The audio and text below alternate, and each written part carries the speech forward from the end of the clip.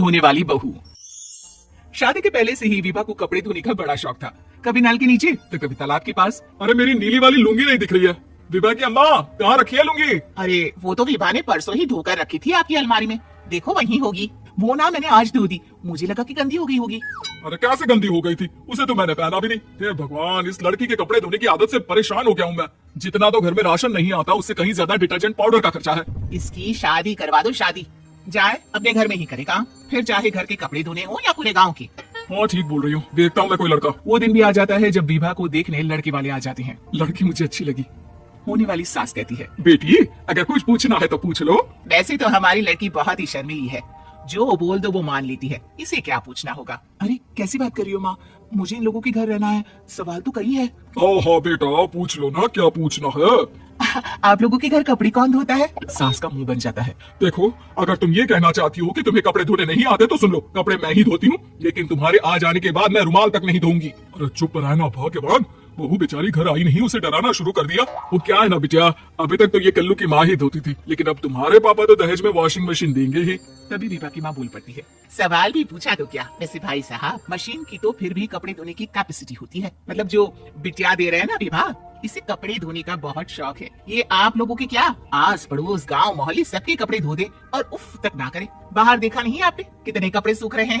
सब हमारी बिटिया नहीं तो धोए हैं। बस भी करो ना माँ, शर्म आ रही है इतनी तारीफ सुनकर। और तो और एक दाग निकाल कर दिखाओ तो मान जाओ। हाँ अच्छा माफ करना बेटा, मैंने गलत समझा, हमें तो रिश्ता बहुत पसंद है। और ऐसे जुड़ जाता है रिश्ता कपड़े धोने का शौक रखने वाली विभा का। उसकी शादी हो जाती है कोयला फैक्ट्री में काम करने वाले कल्लू के साथ। शादी के बाद अचानक विभा चिल्लाती हुई सास के पास आती है, सासू माँ, अरे सासू माँ कहाँ है आप? ये तो धोखा है, धोखा दिया आप लोगों ने मुझे।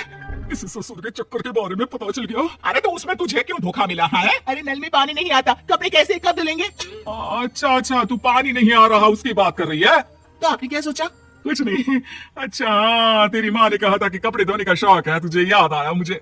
शौक शौक बोलकर कपड़े धोने वाले मेरे जुनून को कम ना आके सासू माँ, कपड़ा धोना मेरा गुरूर है।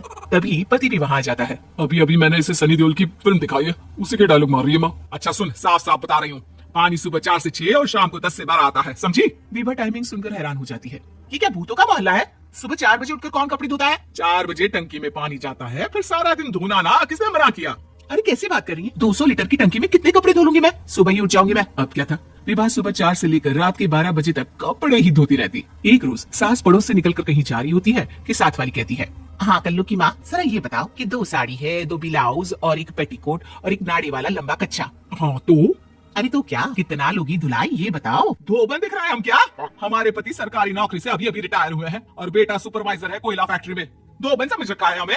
हाय रे कल्लू की अम्मा, माफ कर दो, वो तो मोहल्ले में यही सब बता रहे थे कि तुमने बहू को कपड़ा धुलवाने के काम में लगा दिया है। सास को पड़ोसन की बात सुनकर गुस्सा आ जाता है। वो घर पहुंचती है जहाँ घर के बाहर ही इतने सारे कपड़े सूख रहे होते हैं जितने की किसी धोबन के घर पर। अरे ओ कल्लू की दुल्हन बाहर निकल।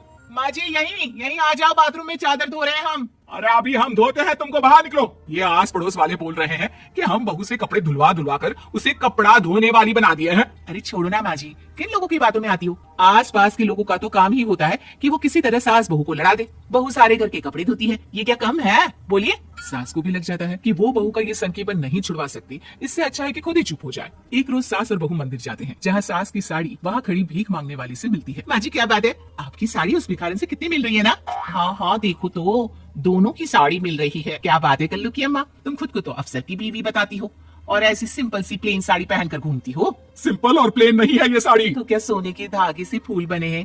कुछ भी सासू माँ, कुछ भी।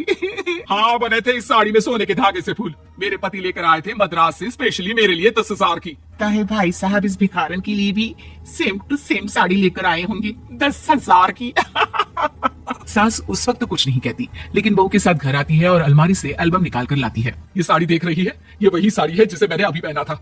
इस साड़ी में ये जो चमकदार फूल दिख रहे हैं ना, ये सोने के धागों से काटे गए हैं, लेकिन तू लोकल वॉशिंग मशीन ब्रश से घिस घिस कर सारे फूलों को निकाल कर साड़ी प्लेन कर दी।